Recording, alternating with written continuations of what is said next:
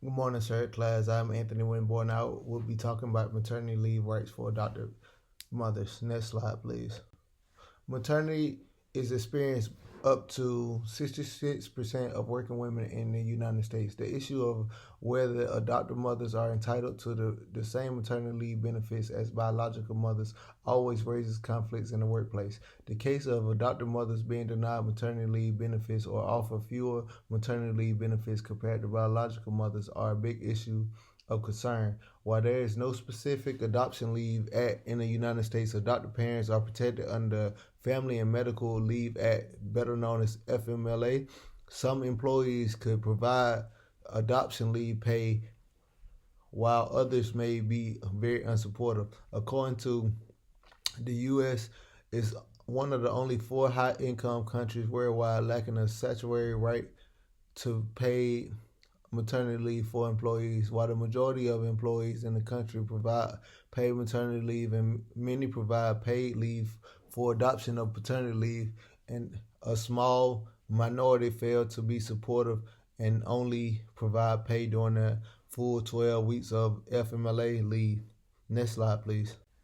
The position role I selected in this case study is that the attorney for AFSCME Local 10 in support of care argument that the council rejection of her unpaid maternity leave request violated the collective bargaining agreement. Several key points made in this presentation are a description of the main points made in the case, my position on the issue presented in the case, and action plan related to the position of care legal case. Next slide, please.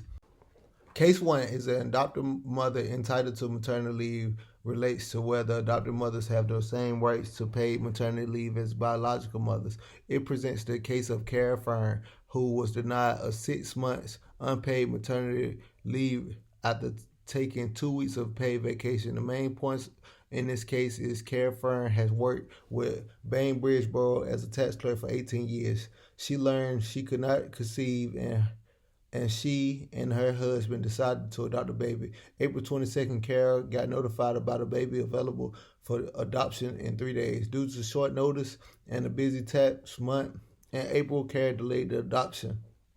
After 2 weeks, Carol requested 6 months of unpaid maternity leave, which was denied. The Borough Council rejected Carol's maternity leave request on a 4-3 vote instead of offering her two 90-day reasonable purposes leaves.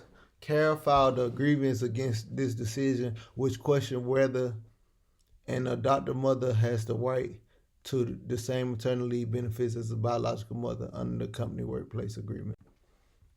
It is my position that the council's rejection of her unpaid maternity leave request violated the collective bargaining agreement. The contract does not exclude adoptive mothers from being granted maternity leave. The borough is being discriminative in its interpretation, and Carol, just like any other employees, has the right to request 6 months of maternity leave.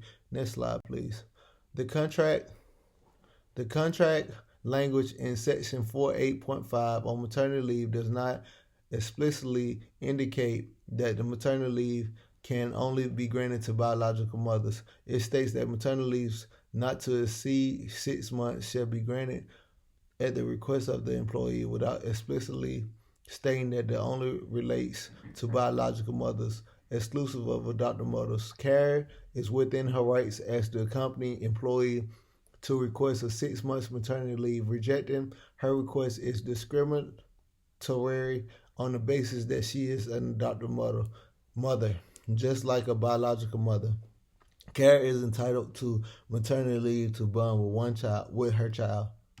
Next slide, please. The borough interpretation discriminates against adoptive mothers. According to the arena, maternity bias in the workplace is not a new thing. Research on maternity in the workplace reveals silent maternity biases that plague women as they navigate their employee and motherhood identities. Ching argued that there's a large proportion of working mothers in the American workforce, but negative stereotypes and discrimination against working mothers continue to exist. Adoptive mothers suffer the worst discrimination. This is demonstrated in the case of Carol. The borough interpretation and rejection of her maternity leave request discriminates her on the biases that she is an adopted mother and not a biological mother. Next slide, please. The specification on the contrary that maternity leave not to exceed 6 months shall be granted at the request of the employee suggests that maternity leave is an employee right in the company, not discretionary. The non-care request goes against her rights as an employee. Offering reasonable purpose leave instead of maternity leave provides care with fewer rights protections. It could easily set a discriminatory precedent under FMLA. Mothers of newborns, whether biological or adopted, are entitled to 12 weeks of leave. Care adopted only a 3-month-old baby, and thus she is within her rights to request maternity leave to borrow her baby. Legally, Kara is protected under many laws. She is protected under FMLA, which grant mothers, whether biological or adopted, 12 weeks of leave. In addition, she is protected under equal rights law. Her rights as an adopted mother should be equal to those that are biological mother. Lastly, Kara is protected under anti-discriminatory laws. She should not be discriminated based on being an adopted mother instead of biological mother. Next slide, please. The short-term action plan comprises 4 phases, running within a timeline 8 weeks. The first week is informing Kara about the successful outcome. The second phase, which will span between week 2 and week 3, will entail documenting all decisions made. Phase 3 will run through week 4 and week 5.